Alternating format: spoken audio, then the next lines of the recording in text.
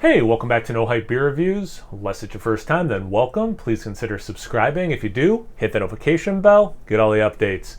That's it for today's video. It's Tuesday. On Tuesday, I try to test my palate, drink something outside my norm. That's the short version. Today's beer definitely fits the bill. It is courtesy of Woodland Farm Brewery, so thank you so much, guys. I really appreciate it. This is from 2022, and this is Barrel Pull Number 2, 10.5% ABV, and it looks like this is bottle number 51 out of 150. So let me read the side, and this is basically the short version is, why am I doing this on a Tuesday? Well, this is a still beer.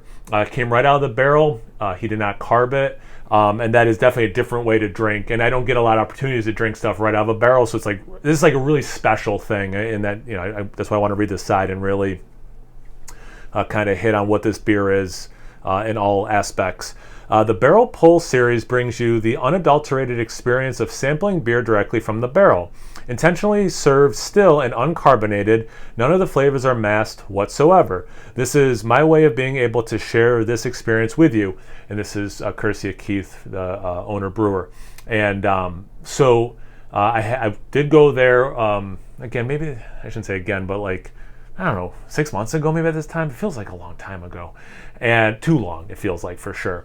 And tried some stuff out of barrels, which was really cool. You know, again, it's just not something I get to do often, so it was a really cool experience. So what is this beer specifically? Barrel Pull 2 is an Imperial Oatmeal Stout, Voyager 3, aged in a new oak barrel from Adirondack Barrel, cooperage. So burnt molasses, baker's chocolate, and a heavy roasted finish. All right, let's get into it. It's so funny, right? Like, it doesn't, no hiss. And it's just like, uh-oh, what's wrong with the beer? Oh, wait, nope. It's just, you've done it so many times where you open a beer and there's a hiss, but there's not supposed to be. Don't fall for it when I pour it either, because I know I'm going to, like, fall for it. Like, where's the carbonation? There's not supposed to be any carbonation. Such a trip. Such a trip. I'm still going to cap it. Oops. That fell on the ground. I'm not going to cap it right now. But yeah, it's, you know, kind of like, you know, when I pour water into a glass, there is, you know, some bubbles that form on top. But again, it's an uncarbonated beer. That's pretty darn dark. I tell you what. I mean, it's black, a little bit of brown in there. Let's get into the aroma. And you can see how, oh, that smells good. You can see how what is there for head looks different than if this was like a carved beer. Man, so much barrel. And it's, you get oak, obviously, but man, you get that like toasty, well, you get you get char, but you get a toasted coconut thing also. Burnt marshmallow, caramelized sugars that way. So maybe some vanilla too, because I think a lot of times that marshmallowy thing is really more of a vanilla thing. Some chocolate, some base stout for sure. Slight roastiness, but it's relatively sweet. Man, that smells really good. A nutty quality. Kiss like a cherry. Like dark cherry. Man, that smells fantastic. All right, let's get into the taste. Cheers. Thanks again. I really appreciate it. And the opportunity, obviously. Again, I don't get to do, you know, still beer out of a barrel often, so this is a real treat.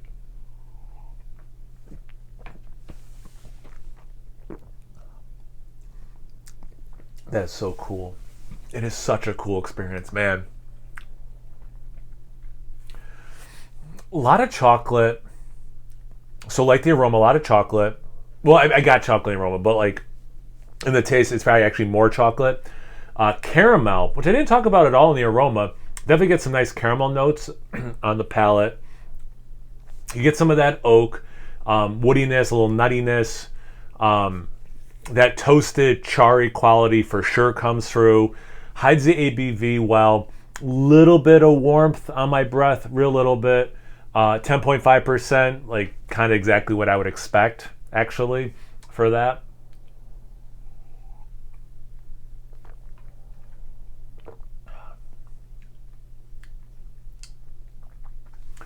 That cherry thing, slight red wine, actually. That's more apt of a descriptor. Man, again, there's some roast. Like, in a lot of ways, this follows the aroma. But it's not exactly that either. So I'm hoping I'm articulating both well. Because again, it was more cherry in the aroma, but in the taste, it's more this red wine, and it reminds me of beers that have been aged in red wine barrels. Like it has a little bit of that draw also, which is kind of cool. What were their notes? Burnt molasses, I get that. Baker's chocolate. Yeah, and it's interesting because I think there's some complexity of the chocolate. Baker's chocolate for sure, dark chocolate for sure. There is some sweetness to this, a little bit of vanilla, so at times I go to milk chocolate even. But yeah, definitely don't disagree with that. And a heavy roasted finish. Yeah, I mean, there's definitely a nice roast to this. I don't think if I was doing this blind, I would think it had coffee added. You know, I don't think it's that kind of roast. But in terms of base stout, there's definitely some roastiness. And that charry thing, this is the whole reason to do these Tuesday videos is, you know, I can change up what I'm drinking, which is cool, but also to really, in all sincerity, to test my palate.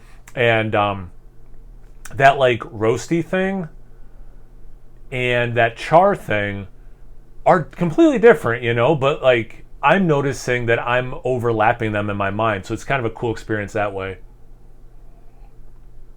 To better like hone in on that. Yeah, that wood prominent, like in a good way. Man, this is good. Yeah, this is a live stream beer, you know, where I could just keep sipping it for a long time and revisiting it as it gets warmer, as it opens up. You know, what am I still, you know, tasting? What new stuff's emerged? What's gone away?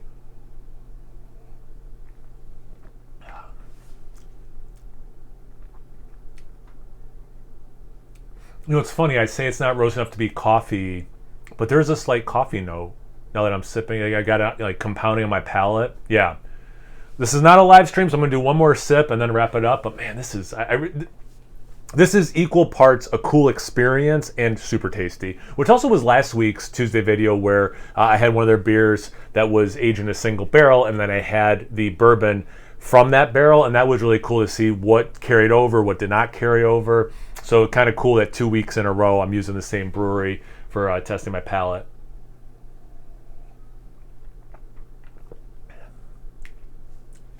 That nuttiness is fading.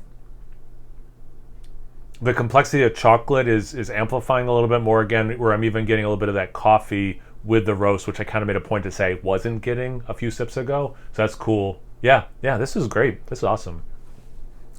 Thanks so much. I really appreciate it. Have you guys had this beer before? Have you had anything from this brewery? Have you tried stuff right out of a barrel before? Do you know of any other breweries that do something like this, where they, you know, take a portion out of the barrel or barrels, keep it still so you can taste that, you know, very specific thing, then they carb the rest and release it? Because I don't know if I know any other breweries that do that, so I'm super curious about that as well. Anything that relates or whatever, maybe a major life event you want to tell me about, doesn't matter. Comment section below. Let's get a conversation going. Once you're done doing that, make sure you check me out on Instagram and Untapped. It's No Hype Beer Reviews, both those places. So please like, comment, subscribe, and most importantly, imbibe. Cheers, everyone.